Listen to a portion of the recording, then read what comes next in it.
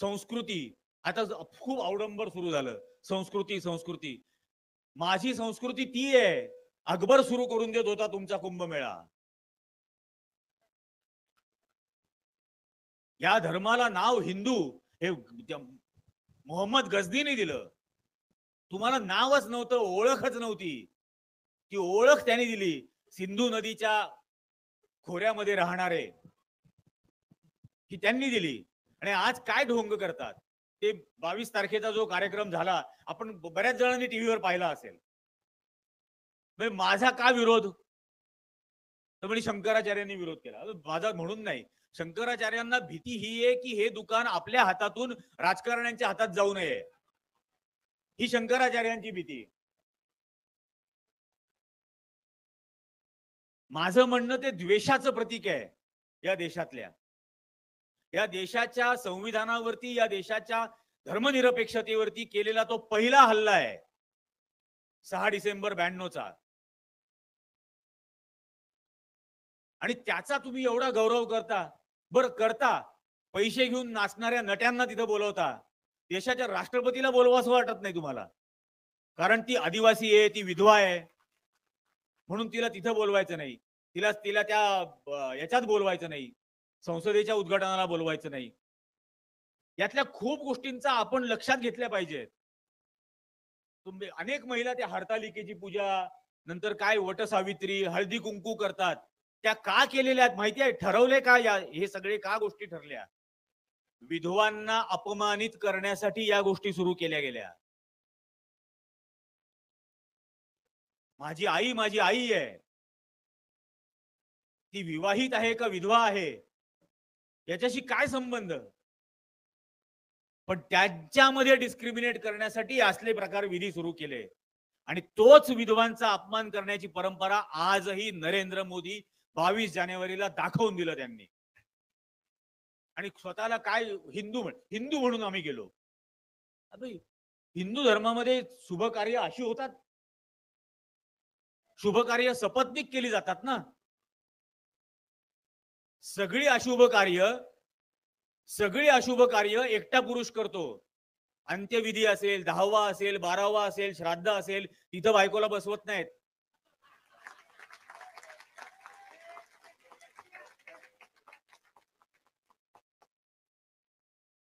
ही खरी गोष्ट आहे ना. मग जोडपं नव्हतं बसलं, किंवा मग मी असं म्हणेन की या पूजेला एक जोडपं बसलं होतं, मोदीन भागवत नावाचं.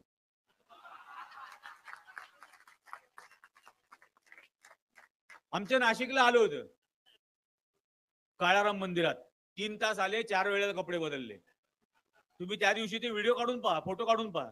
3 दिवसात 4 वेळा कपडे बदलले.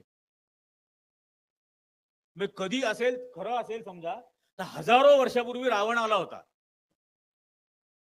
आणि आता हे आले होते.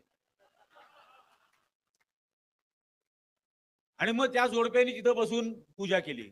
मग आई जर आम्हाला सांगा की जे बसलं ते जोडपं होतं किंवा म्हणजे झालं ते अशुभ कार्य होतं, यातलं काहीतरी खरं आहे ना. बरं, तुमच्याच धर्माच्या आधारावर प्रश्न विचारतोय. आणि प्रश्न विचारण्याचं स्वातंत्र्य जसं मी आधी म्हटलं, ते मला माझ्या संविधानाने दिलं. ते मला कोणी असत, आणि ते आपल्या प्रत्येकाला दिलंय. ते मोदी आपल्याला अभिव्यक्ती स्वातंत्र्य देणार किंवा शहा देणार किंवा फडणवीस देणार असले भानगडत नाहीये. ते आपल्याला संविधानाने दिलंय. आपण फक्त ते वापरायचंय, आपण ऍसर्ट करायचंय. ते आपण करणार आहोत का, हे प्रश्न आपण विचारणार आहोत का? आणि हे प्रश्न विचारूनच आपण आपल्या लहान मुलाबाळांना शहाणं करू शकतो, त्यांना विचार करण्यासाठी प्रवृत्त करू शकतो. की विचार करा, हे जे चाललंय ते हे योग्य आहे का? कुठल्या म्हणजे कुठली संस्कृती? बिल्किस बानोच्या आरोपींना तुम्ही सोडून देता, ही संस्कृती तुमची हिंदू संस्कृती. आणि सोडल्यानंतर त्याचं समर्थन करता की ते ब्राह्मण होते आणि त्यांची तुरुंगाच्या आतली वागणूक चांगली होती म्हणून त्यांना सूट दिली. अरे, तुरुंगाच्या बाहेरची वागणूक अत्यंत लांछनास्पद होती म्हणून तुरुंगात टाकलं ना. तुरुंगातली वागणूक चांगली आहे म्हणून काय सोडता? बाहेर कसे वागतात हे पाहिलं ना. आणि म्हणून त्यांना तुरुंगात टाकलं. तुम्ही त्यांना खुशाल सूट द्यायला निघाले या शिक्षेमधून. आणि पुन्हा पत्रकारांचा विषय, बातम्या कशा आल्या सुप्रीम कोर्टाने ते फेटाळल्यानंतर? सुप्रीम कोर्ट त्यांना 15 दिवसाची मुदत देतं. ताबडतोब मुसक्या बांधून फरफटत आणायला पाहिजे होतं. 15 दिवसाची मुदत त्यांना देतं आणि सगळे चॅनलवाले बातम्या अशा करतात, गुजरात सरकारचा निर्णय सुप्रीम कोर्टाने फिरवला. गुजरात सरकारचा नाही, अमित शहांच्या होम मिनिस्ट्रीनी मंजूर केलेला निर्णय फिरवला गेला सुप्रीम कोर्टाकडून. पण हे लपवलं जातं, जाणीवपूर्वक दाबलं जातं. तो देशाच्या गृहमंत्र्यांनी मान्य केलेला निर्णय होता, पण ते टाळायचं, ते नाकारायचं वेगवेगळ्या प्रकारे. आता काय ते न्याय संहिता, नवीन न्याय संहिता, आता पूर्वीचं आपलं Indian Pinal code, criminal procedure code किंवा केस लॉ हे सगळं गेलं. आता नवीन न्याय संहिता. सरकारच्या आर्थिक धोरणावर टीका केली तर आतंकवादाचा गुन्हा दाखल केला जाईल. आर्थिक धोरणावर टीका केली तर, की आर्थिक प्रगतीला खीळ बसवण्याचं काम केलं जातंय असं समजलं जाईल. मग डिमॉनिटायझेशनचा जो गुन्हेगार आहे त्याला टाका की तुरुंगात आतंकवादी म्हणून. नोटबंदी हा अतिरेकी हल्ला होता ना या देशाच्या अर्थव्यवस्थेवरचा, थेट केलेला होता. आर्थिक धोरणांवर टीका केली तर तुरुंगात टाकू, ही कुठली पद्धत आहे? ब्रॉडकास्ट ऍक्टच्या अंतर्गत आता टेलिव्हिजन चॅनल पासून, वर्तमानपत्रांपासून, युट्यूब पासून, फेसबुक, ट्विटर सगळं केंद्र सरकारच्या अखत्यारीत घेणार. अनेक जण म्हणतात की आता काय करायचं, हे पण स्वातंत्र्य जाणार, ते पण जाणार. मी त्यांना म्हणतो की बाबा, आपलेच वाडवडील होते, आपलेच आजी आजोबा होते जे या देशाच्या स्वातंत्र्यासाठी लढले, आणि ते ज्या वेळेला लढले त्यावेळेला या देशातली न्याय व्यवस्था विरोधात होती, या देशातलं लष्कर विरोधात होतं, या देशातली बहुसंख्य सरकार प्रायोजित माध्यम विरोधामध्ये होती त्यावेळेची, या देशातले पोलीस विरोधामध्ये होते. तरीही आपले आईबाप लढले, स्वातंत्र्य मिळवलं. आपण तसंच लढू पुन्हा. काय करतील? तुरुंगात टाकतील. टाका तुरुंगात. मला खूप जण म्हणायला लागले होते हल्ली की तुला तुरुंगात टाकतील. म्हटलं बेस्ट काम होईल ना. मी विद्रोहीत येतो तेव्हाच फक्त 2-3 हजार लोकांची बोलता येतं. अदरवाईज माझं 50 जण, 500 जण, फार तर 600 जण इतकंच चालतं. तुरुंगात टाकल्यानंतर सकाळी एक 3,000ची सभा, संध्याकाळी एक 3,000ची सभा. काय प्रॉब्लेम आहे? आणि आपण आपलं अख्खं आयुष्यभर अत्यंत कष्ट करून जगलेलो आहे आपण सर्वच. 4-6 महिने फुकट खाऊ ना, काय प्रॉब्लेम आहे? काही अडचण नाही. त्यामुळे तुरुंगा बिरुंगाच्या भीत्याने लोकांना दाखवायच्या. स्वातंत्र्य हेच लक्ष्य आहे. लोकशाही हाच आमचा धर्म आहे. संविधान हाच आमचा धर्मग्रंथ आहे. आणि जोपर्यंत आम्ही ते मानतो तोपर्यंत त्यासाठी वाटेल ती किंमत आम्ही चुकवू. आपल्या लोकशाहीच्या धर्मरक्षणासाठी, आपल्या संविधाना या धर्मग्रंथाच्या रक्षणासाठी आपण किंमत चुकवणार की नाही? वाटेल ती किंमत लागली तरी ती चुकवायची तयारी ठेवली पाहिजे. माझी एक मैत्रीण आहे पुण्यात, तिने टी शर्ट बनवलेत आणि तिने मला एक गिफ्ट पाठवला.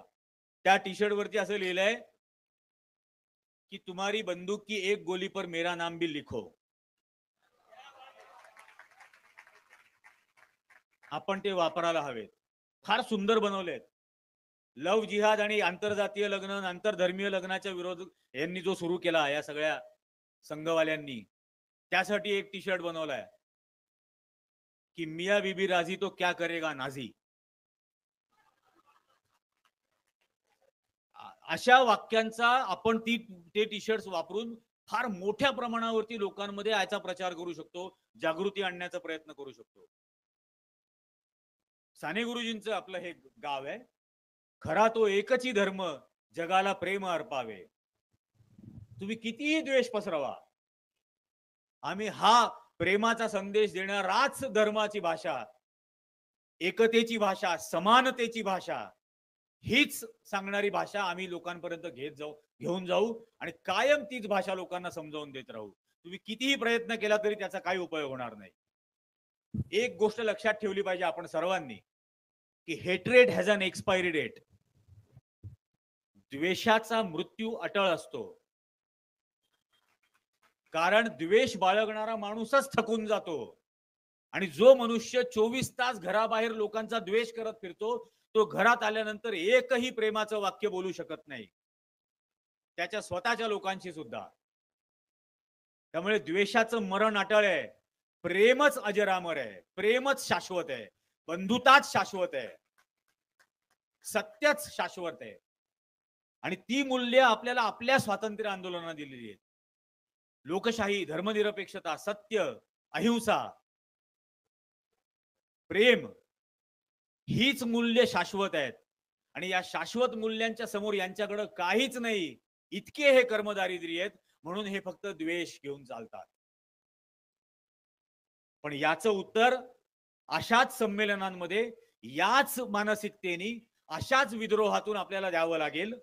येणाऱ्याही काळामध्ये आपण हे देत राहू आणि तेवढ्याच म्हणजे प्रखरपणाने मुंह तोड जबाब ज्याला म्हणतात, तेवढ्याच प्रखर पद्धतीने देऊ. मला पुण्यातल्या एका कार्यक्रमामध्ये असं झालं की कार्यक्रमाच्या 1 मिनिटं आधी एक जण आला आणि मला म्हटला की इथं काही संघवाले आलेत आणि ते बरोबर काही पोरांना पण घेऊन आलेत, तर काहीतरी गोंधळ घालतील. म्हटलं बर. मग मी सुरुवात केल्यानंतर पहिलंच वाक्य बोललो की मला अशी अशी गुड न्यूज मिळालेली आहे की इथं आलेत काही संघाचे आणि काहीतरी गोंधळ घालण्याचा प्रयत्न करणार वगैरे मला सांगितलंय. तर मला पहिले तुम्हाला एकच सांगायचं आहे की असा जर काही प्रकार तुम्ही प्रयत्न केलात तर तुमच्यातल्या किमान एका माणसाला मरेपर्यंत मी मारेन.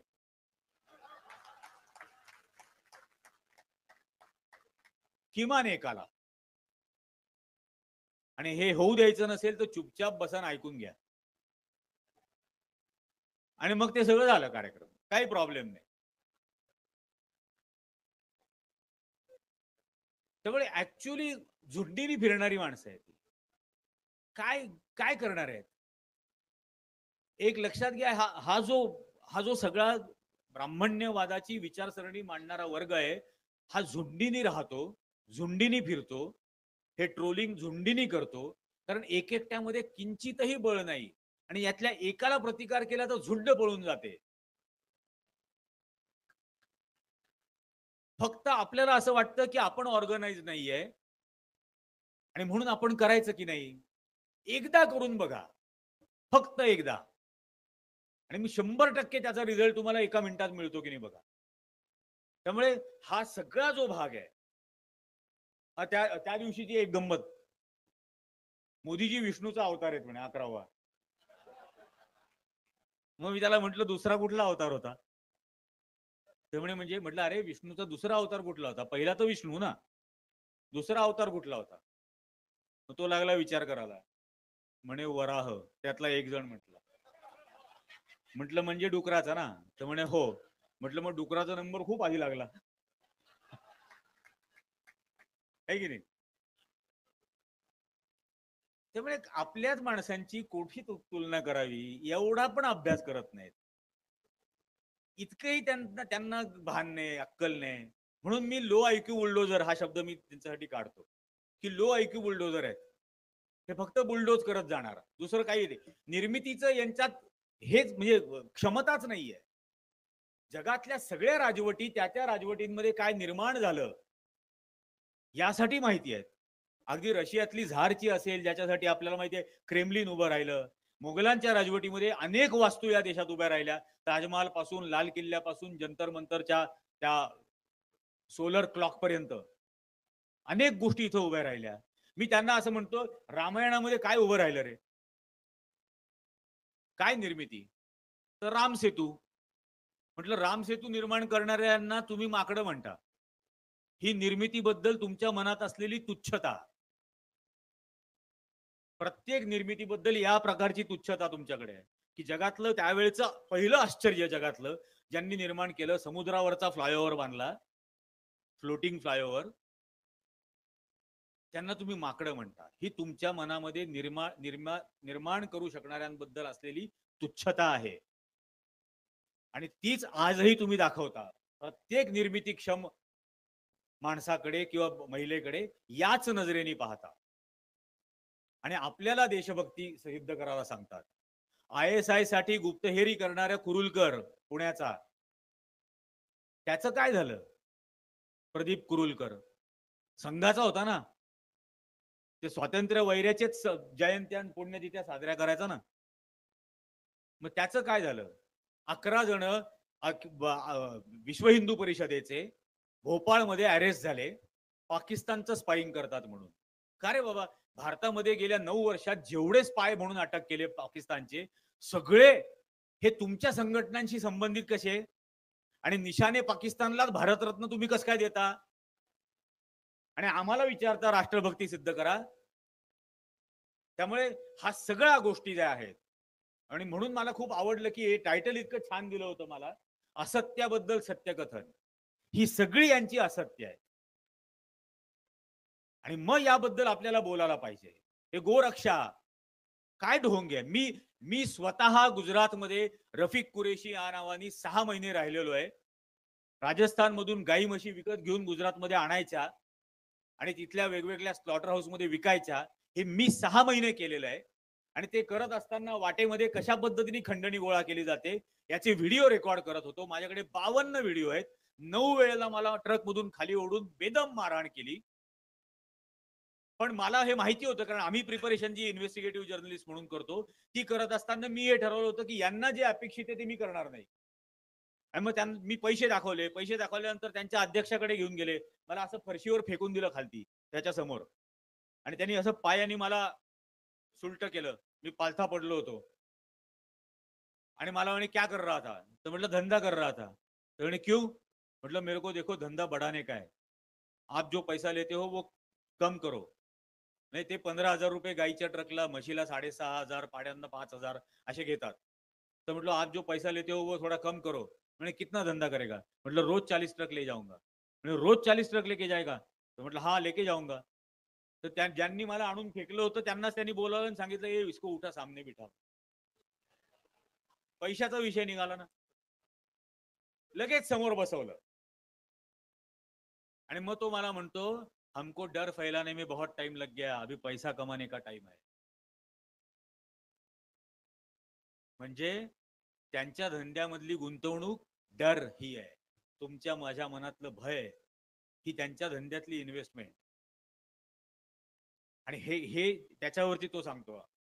मग ते चामडं त्याला आणून द्यायचं मोफत, आणि त्याची टॅनरी आहे आणि तो एक्सपोर्ट करतो. हा हा खरा संशोधनाचा विषय आहे की तो एक्सपोर्ट करतो. मग मी त्याला म्हटलं की आपके धर्म में तो गाय का नहीं चलता है, फिर चमडा कैसे चलता है.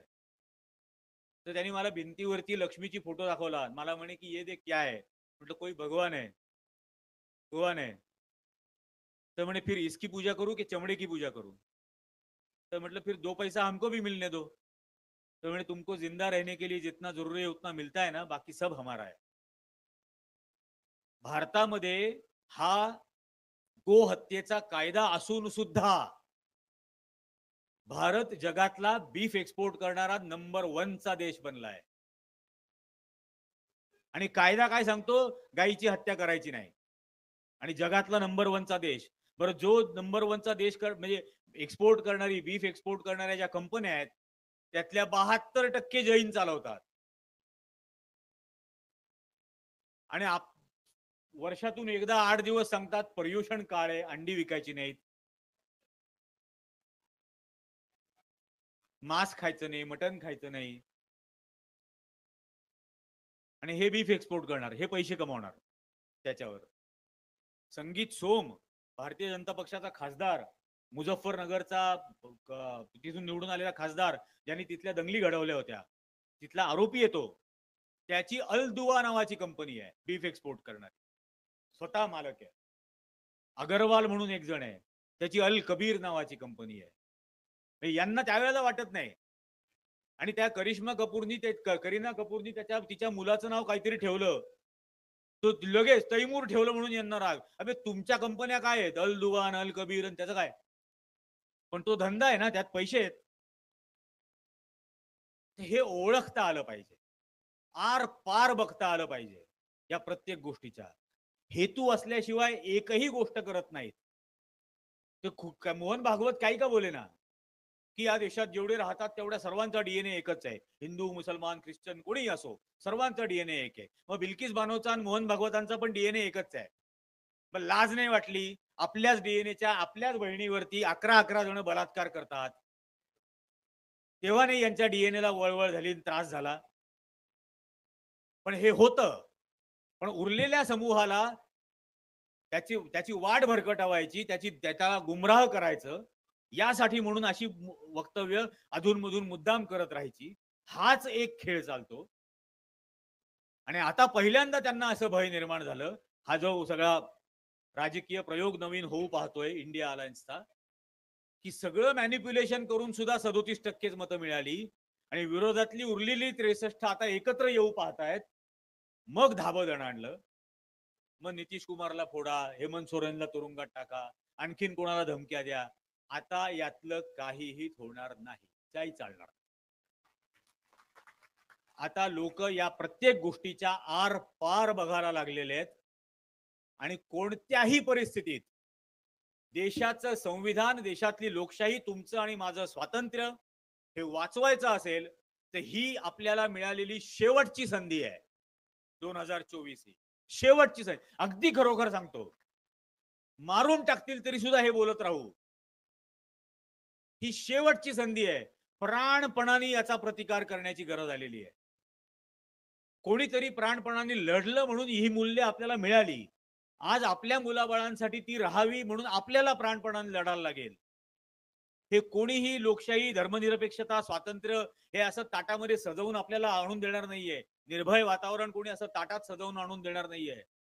ते आपल्यालाच त्याची किंमत चुकवायला लागेल. त्या 33 कोटीपैकी एकही येणार नाहीये ती थाळी भरून द्यायला.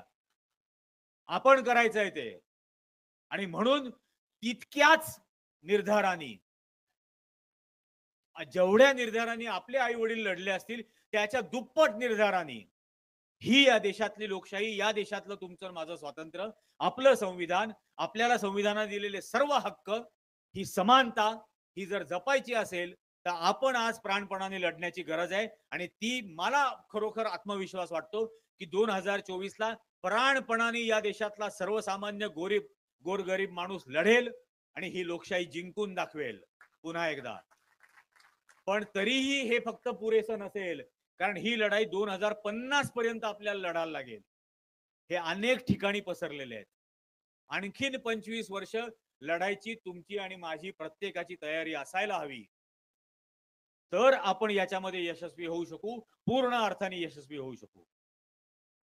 शेवटी पुन्हा एकदा ते दरवेळेला मी जे म्हणतो ते पुन्हा एकदा सांगतो कि आदमी मरने के बाद कुछ नहीं सोचता, आदमी मरने के बाद कुछ नहीं बोलता, कुछ नहीं सोचने पर या कुछ नहीं बोलने पर आदमी मर जाता है. त्यामुळे वाचा, विचार करा, संघर्ष करा, त्याशिवाय काहीही मिळणार नाहीये. आणि आपण सर्वजण अत्यंत निर्धाराने ते करूयात. एक मनाने, एक जिन्सी पद्धतीने. आपल्या प्रत्येकाची प्रेरणा एकच असायला हवी. या देशाची लोकशाही टिकवायची आहे, संविधान टिकवायचं आहे, संविधानाने आपल्याला दिलेले सर्व हक्क आणि अधिकार टिकवायचे आहेत. यासाठी एक प्रेरणा, एकमेव प्रेरणा अख्ख्या देशभरामध्ये आपण जर घेऊन जाऊ शकलो तर 101% किती का मशीन मॅनिप्युलेशन करेना तरीही पराभव होईल. आणि ते आपण करून दाखवू. या मनुवादी विचारसरणीचा आजच्या निमित्ताने मला बोलावलं पुन्हा एकदा यावर्षी, याबद्दल ताई तुमचे खूप मनापासून अतिशय मनपूर्वक आभार. इतक्या वेळ आपण सर्वांनी ऐकून घेतलं याबद्दल आपल्या सर्वांचे मनपूर्वक आभार. जय हिंद, जय भीम, जय महाराष्ट्र.